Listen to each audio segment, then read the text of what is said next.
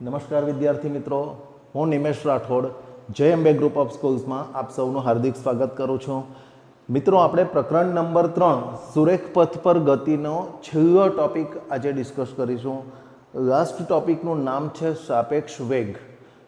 સાપેક્ષ વેગ શું છે એ તમને ટૂંકમાં ઉદાહરણ આપ્યા બાદ આપણે એના તરફ એ ટોપિકને ડિટેલમાં જઈશું. જે બુકમાં આપેલો છે સૂત્ર અને વગેરે એના તરફ જઈશું.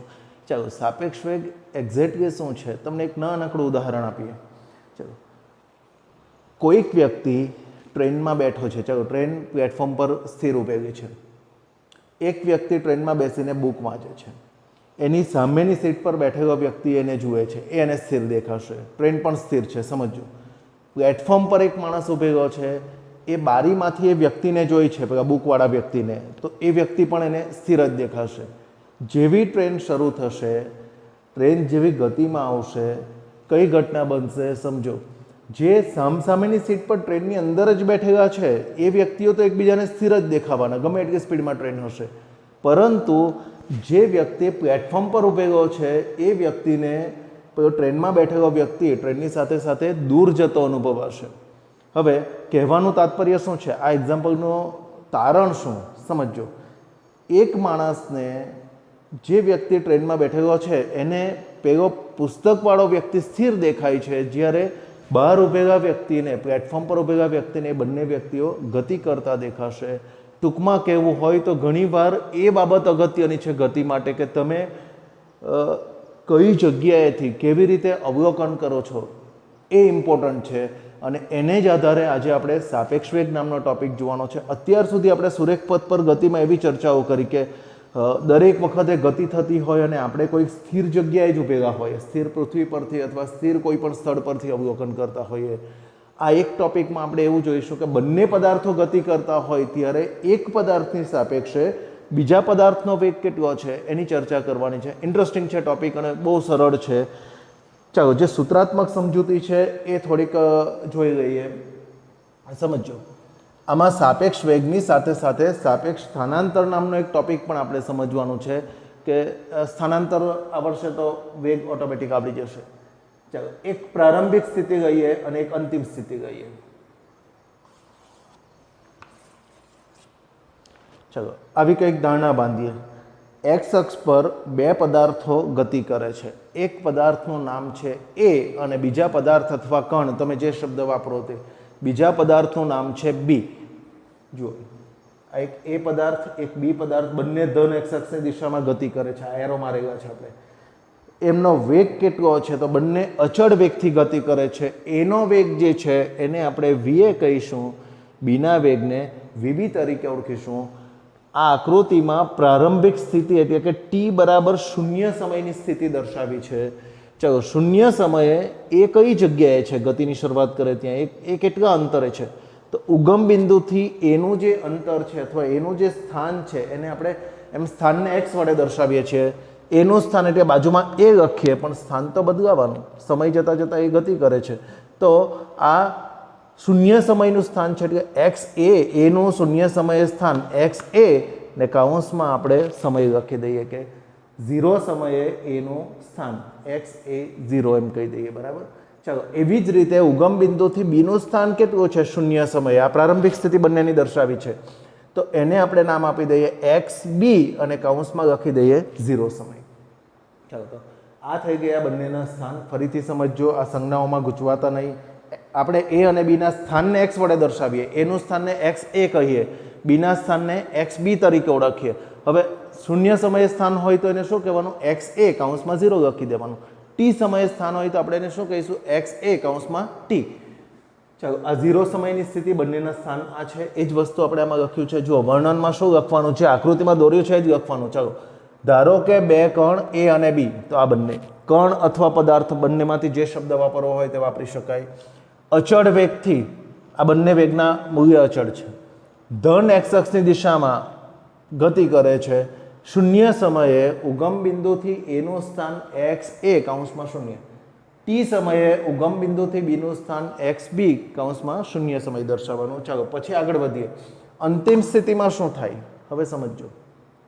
તમારી પાસે એક સૂત્ર છે, ઝડપ બરાબર અંતર ભાગ્યા સમય. તો અંતર બરાબર શું થાય? ચાલો અંતર ભાગ્યા સમયમાંથી છેદમાંથી સમયને બીજી બાજુ ગઈ છે તો તમે આમ લખી શકો કે ઝડપ બરાબર અંતર ભાગ્યા સમય, તો અંતર બરાબર ઝડપ ગુણ્યા સમય લખી શકાય. હવે સાંભળજો ધ્યાનથી, ટી જેટલા સમયમાં એટલે કે ટી સમય બંને ગતિ કરી, એની ઝડપ વીએ હતી, બીની ઝડપ વીબી હતી. ચાલો ટી સમયમાં વીએ ઝડપે કણ એ દ્વારા કેટલું અંતર કપાયું? કણ એ કયા સ્થાન પર છે શૂન્ય સમયે? તો એક્સ એવો આટલા અંતરે તો છે જ, પછી એને વધારાનું અંતર કેટલું કાપ્યું ટી સમયમાં? તો વીએ ગુણ્યા ટી. આ સૂત્ર કેવી રીતે આવે? ચાલો વીએ ઝડપે ટી સમયમાં કાપેલું અંતર, ઝડપ ગુણ્યા સમય કરો તો અંતર મળી જશે, એટલે વીએ ઇન્ટુ ટી. પછી ટી સમયમાં વીબી ઝડપે બી દ્વારા કાપેલું અંતર એ કેટલું થશે? તો ઝડપ ગુણ્યા સમય કરો, VB into T. In short ટૂંકમાં કહેવું હોય તો એમ કહી શકાય કે એ જે છે તે શરૂઆતમાં એક્સ એવો અંતર હતો, પછી ટી સમયમાં બીજું કેટલું અંતર કાપી ગયો? વીએ ઇન્ટુ ટી. બી કેટલા અંતર હતો શરૂઆતમાં? એક્સ બીઓ, પછી ટી સમયમાં વીબી ઇન્ટુ ટી જેટલું અંતર કાપી ગયો. હવે ટી સમય બાદ એ ક્યાં છે અને બી ક્યાં છે આપણે ટોટલ સૂત્ર લખીએ. જોજો ટી સમયે ઉગમ બિંદુથી એનું સ્થાન, ચાલો અહીંથી ગણવાનું, એ કેટલો ખઈશો જરાક ધ્યાનથી સમજો. આટલો તો હતો જેટલી આ પહેલાં લખી દેવાનો, આ અંતર તો હતું જ, અહીંથી ગતિ શરૂ કરીને વધારાનું કેટલું કાપ્યું? વીએટી. તો આપણે લખવાનું એક્સ એઓ પ્લસ વીએટી, આટલું એનું સ્થાન થયું. ચાલો આટલો દૂર હશે ઉગમ બિંદુથી. કયા સમયે? ટી સમયે. શૂન્ય સમય હોય તો એક્સ એની બાજુમાં શૂન્ય મૂકીએ છીએ, ટી સમય હોય તો એક્સ એની બાજુમાં ટી મૂકીએ. ચાલો આ જ રીતે ટી સમયે ઉગમ બિંદુથી બીનું સ્થાનને શું કહીશું? એક્સ બી ઇન્ટુ ટી. સોરી, એ કેટલું થશે? આટલું તો હતું જ, વધારાનું કેટલું અંતર કાપ્યું? VB into T. એટલે લખવાનું કે એક્સ બી શૂન્ય પ્લસ વીબી ઇન્ટુ ટી. ચાલો આ બંને સમીકરણ આવી ગયા. આ બંને સમીકરણો શું દર્શાવે છે એ સમજવાનું. ટી સમયે એ અને બી બંનેના સ્થાન દર્શાવતા સૂત્ર છે બંને. ચાલો તો બંને વચ્ચેનું સ્થાનાંતર, બે વચ્ચેનું અંતર કેટલું છે શોધવું હોય તો કેવી રીતે શોધી શકાય? તમે જાણો છો એથી બીનું સ્થાનાંતર શોધવું હોય તો કેમ એક શોધાય? કોણ આગળ હતો? બી આગળ છે, તો બીનું જે સ્થાન છે એમાંથી એને બાદ કરી નાખો, એટલે કે એક્સ બી એ, અને વાંચવાનો હા, એથી બી સુધીનું સ્થાનાંતર એક્સ બી એ બરાબર x b t minus x a t, બંને જ્યાં પહોંચાશે. ચાલો સમજો, ધારો કે એ ટી સમયે 50 મીટર પર મળ્યો અને બી ટી સમયે 60 મીટર પર પડ્યો, તો બંને વચ્ચેનું સ્થાનાંતર કેટલું થયું? 60 ઓછા 50. એક્ઝેક્ટલી એ જ સૂત્ર મૂકવાનું. બીનું સ્થાન માઇનસ એનું સ્થાન. ચાલો આ બંને કિંમતો મૂકીએ. જોજો આ બંને પદની બાદબાકી કરવાની છે. આ સરખા દેખાતા પદની એક સાથે લખીએ બાદબાકી, એક્સ બીઓ માઇનસ એક્સ એઓ, એને પહેલાં કૌંસમાં મૂકી દઈએ, વત્તા આ બેની બાદબાકી લખીએ, એમાં ટી સામાન્ય કરીએ તો વીબી માઇનસ વીએ ઇન્ટુ ટી.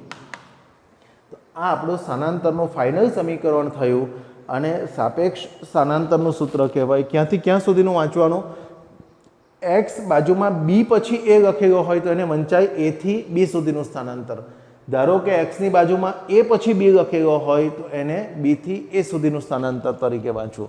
ચાલો આ એથી બી સુધીનું સ્થાનાંતરનું સમીકરણ મળી ગયું અને સમીકરણ નંબર 1 કહીએ. આગળ જતાં એની ચર્ચાઓ આવશે પાછી, એટલા માટે નેક્સ્ટ એમાં જે વેગની બાદબાકી આવે છે આટલો ભાગ વીબી માઇનસ વીએ, આ જે વેગની બાદબાકી છે એને સાપેક્ષ વેગ તરીકે ઓળખવામાં આવે.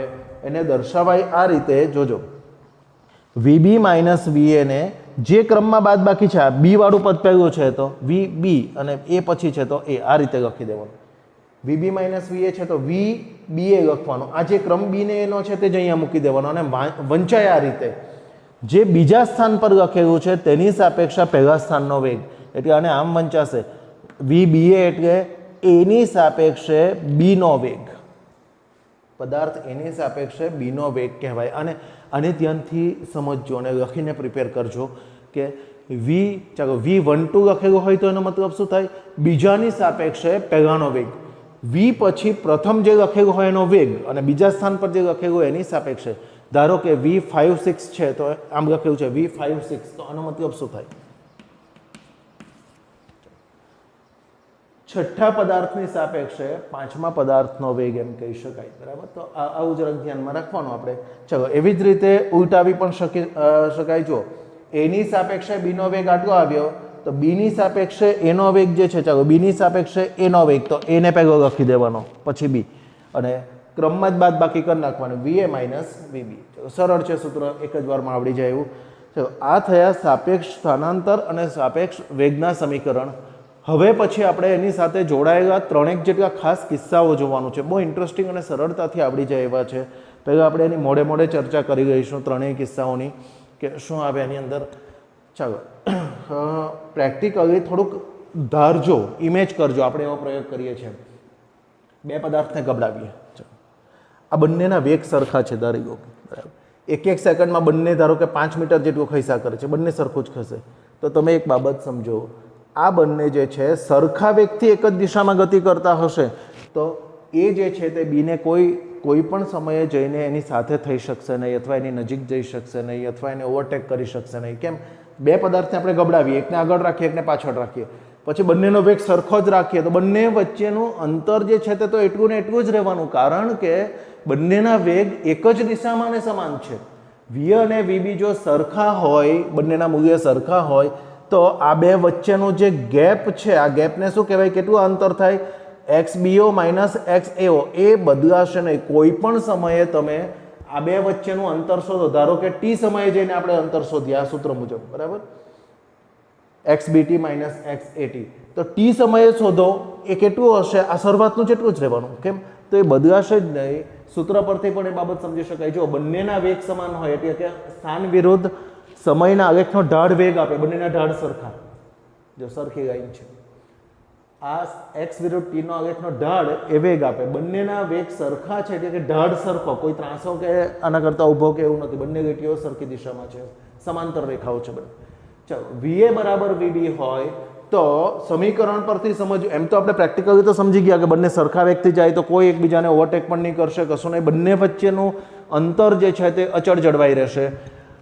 સૂત્ર પરથી સમજીએ. ચાલો, VA ને VB જો સરખા હોય તો આ સમીકરણમાં જુઓ, આ વિભાગ જે છે, આટલો જે ભાગ છે, આટલો પોર્શન છે, શૂન્ય થઈ જશે. ચાલો, એટલે બચ્યું શું?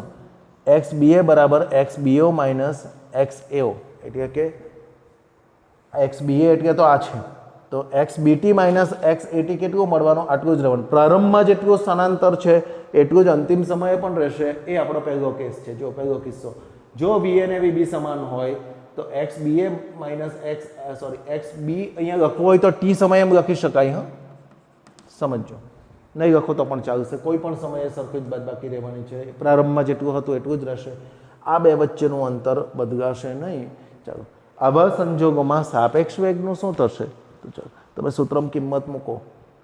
ચાલો, એની સાપેક્ષે બીનો વેગ VB માઇનસ VA, VB ને VA સરખા છે તો બંનેનું બાદબાકી કેટલી થઈ જવાની? 0. એવી જ રીતે અહીંયા VA માઇનસ VB, VA ને VB તો સરખા છે તો આ બાદબાકી પણ શૂન્ય. એટલે આપણે આમ લખી શકીએ, VAB બરાબર VBA બરાબર શૂન્ય થાય. આ આપણો વિશિષ્ટ કિસ્સાઓ પૈકીનો પહેલો વિશિષ્ટ કેસ કે જેમાં જો બંનેના વેગ સમાન હોય તો આપણને આવા કંઈક સૂત્ર અને આવી કંઈક સમજૂતી મળે. ચાલો આગળ વધીએ. બીજો કિસ્સો, આ બેમાં પાછળ કોણ છે? એ. ધારો કે એનો વેગ VA VB કરતાં મોટો હોય તો તમે પહેલાં શરૂઆતમાં કિસ્સો સમજતા પહેલાં આપણે થોડુંક ઇમેજિન કરી લેવાનું, જેને વિઝ્યુલાઇઝ કરવું કહેવાય, કે આપણે આખું ચિત્ર મગજમાં ક્લિયર કરવું કે આવું કંઈક થતું હશે. તમે વિચારો, ચાલો બે વાહન છે એને બી, બંને એક જ દિશામાં ગતિ કરે છે.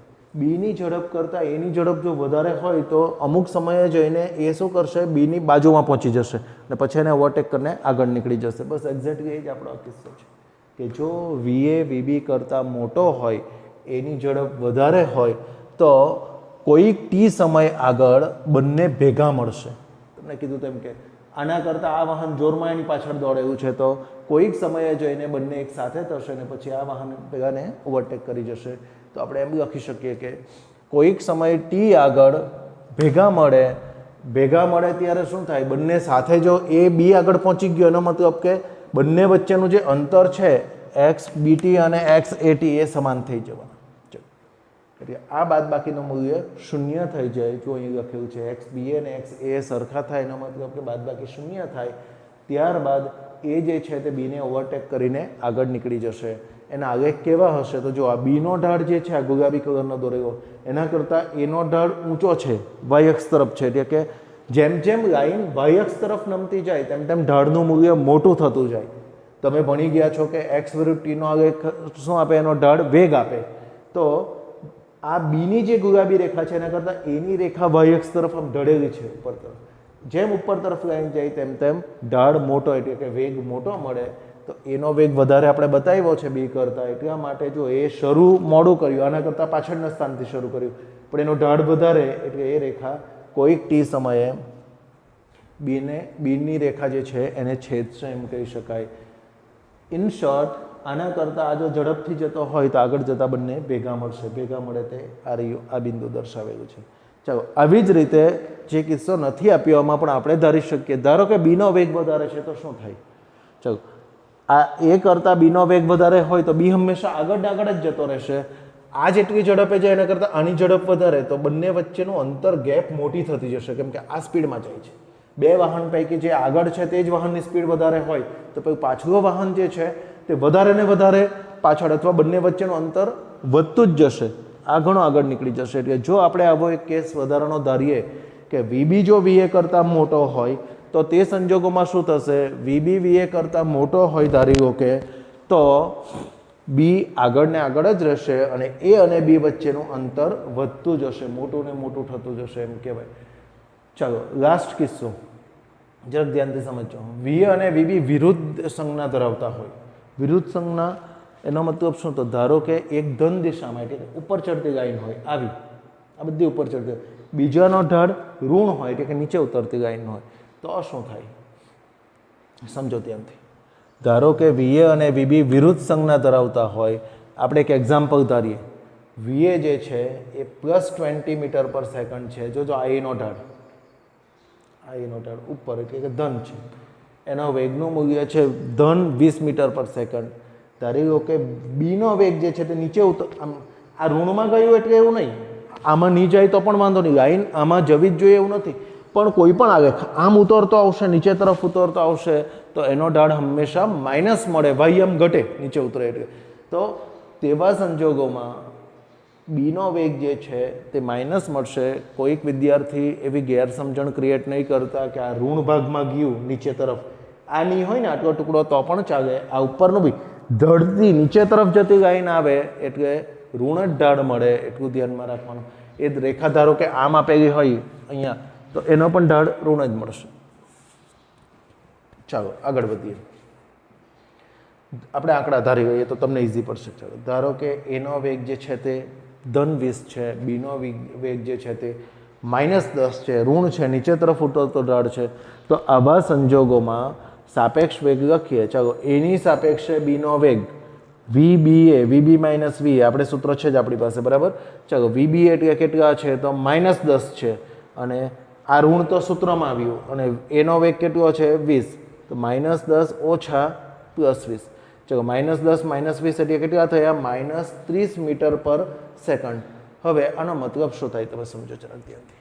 આનો મિનિંગ એવો થાય -30. ચાલો, મૂલ્ય જો લખવું હોય તમને ખબર છે માનાંક એટલે ઋણકાળ નાખવાનું, તો એની સાપેક્ષે બીના વેગનું મૂલ્ય કેટલું થયું જોજો. એ મૂલ્ય 30 મળ્યું. 30 એટલે કોના કરતાં વધારે? 10 અને 20 બંને કરતાં વધારે. તો આપણે એમ લખી શકીએ બંને પદાર્થો પરસ્પર વિરુદ્ધ જતા હોય, એક ધન હોય ને બીજો ઋણ વેગ ધરાવતો હોય, તો તે સમયે સાપેક્ષ વેગ જે છે તે બંનેના સ્વતંત્ર વેગ કરતાં વધુ મળશે એમ કહેવાય. જો એનો વેગ 20 હતો, બીનો વેગ 10 હતો, તો 20 ને 10 કરતાં જવાબ જે છે 30 એ મોટો મળશે. તમે જ વિચારો કે બે વાહનો સામસામે જતા હોય તો બંનેને એકબીજાના વેગ વધારે દેખાશે જેટલો હોય એના કરતાં. આપણને ક્રોસ કરીને કોઈ વાહન જાય, આપણે એક દિશામાં જતા હોય, આપણે ધારો કે ફૂલ સ્પીડમાં કાર હંકારીએ છીએ એક બાજુ, સામેથી પણ હાઈવે પર એ જ રીતે સ્પીડમાં કાર જાય છે, તો બંનેને એકબીજાના સાપેક્ષ ખૂબ વધારે દેખાશે. એક્ઝેક્ટલી આ તે જ વસ્તુ છે કે પરસ્પર વિરુદ્ધ દિશામાં જો વેગ હોય તો તે સમયે સાપેક્ષ વેગનું મૂલ્ય બંને પદાર્થોના વેગના સ્વતંત્ર મૂલ્ય કરતાં આપણને વધુ જ મળશે એમ કહી શકાય. તો આ થયો સાપેક્ષ વેગનો ટોપિક. આપણે એને રિલેટેડ એક મોટો દાખલો ગણવાનો છે નેક્સ્ટ લેક્ચરની અંદર. નેક્સ્ટ લેક્ચરમાં જ્યારે આપણે એનો દાખલો ગણીશું એ પહેલાં એના આટલા સૂત્ર મોઢે કરીશું.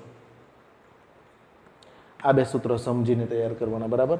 અને આ સમીકરણ નંબર 1 જે છે એ મેઇન મોઢે કરવાનું. પછી કોને વંચાય કેવી રીતે એ મોસ્ટ ઇમ્પોર્ટન્ટ છે, એ ખાસ ધ્યાનમાં રાખવાનું. ધારો કે VBA લખેલું હોય તો આ કોની સાપેક્ષે કોનો વેગ? એની સાપેક્ષે બીનો વેગ. VAB લખેલું હોય આવું તો પહેલું જે લખેલું હોય પહેલા સ્થાન પર એનો વેગ કહેવાય અને બીજા સ્થાન પર જે લખેલું હોય એની સાપેક્ષે. આપણે કહ્યું કે ધારો કે VXY છે તો એને શું વંચાય? વાયની સાપેક્ષે એક્સનો વેગ. ધારો કે VYZ છે તો એને શું વંચાય? ઝેડની સાપેક્ષે વાયનો વેગ. પ્રથમ સ્થાન પર જે લખેલું હોય એનો વેગ, બીજા સ્થાન પર જે લખેલા છે એની સાપેક્ષે. તો આ થયો ટોપિક સાપેક્ષ વેગનો, જેમાં આપણે 3 કિસ્સાઓને પણ સાથે સાંકળ્યા અને બહુ સરળ કિસ્સાઓ છે, મજા આવે એવા છે. તમારે ઇમેજિન કરવાનું રહેશે. તમારે જ વિચારવાનું કે બે પદાર્થને એક જ દિશામાં સરખા વેગથી ગબડાવીએ, વેગ જો સરખો હોય તો બંને વચ્ચેની ગેપ એટલી ને એટલી જ રહેશે, સ્થળાંતર બદલાશે જ નહીં. બેને ગબડાવીએ, જે પાછળ છે તેનો વેગ વધારે છે તો એનો મતલબ કે કોઈક ને કોઈક સમય પહેલાં ઓવરટેક કરવાનો, ઓવરટેક કરે તે ઘડીએ બંને સાથે ભેગા થશે અને પછી પેલો આગળ નીકળી જશે. બંને એવી રીતે ગતિ કરે, એક આમ જતો છે અને બીજો વિરુદ્ધ દિશામાં જતો છે. વિરુદ્ધ ગતિ કરતા હોય, એક ધન ને એક ઋણ દિશામાં હોય તો સાપેક્ષ વેગ કેટલો મળે? બંનેના વેગ કરતાં વધુ. એટલે આજે એક એક્ઝામ્પલ લીધું તે રીતે. ચાલો, અહીં આજે આ સાપેક્ષ વેગ અને સાપેક્ષ સ્થાનાંતર સાથે આપણું ચેપ્ટર પૂર્ણ થાય છે. એને લગતું એક ઉદાહરણ છે એ આપણે જોઈશું અને ત્યારબાદ કેટલાક સ્વાધ્યાયના જે પ્રેક્ટિસના દાખલા છે એ જોઈશું. આ આપણા પ્રકરણનો લાસ્ટ ટૉપિક છે. મિત્રો, સાથે સાથ ટૉપિક બહુ સરસ છે, એને લખીને વ્યવસ્થિત તૈયાર કરીશું તો મજા આવશે.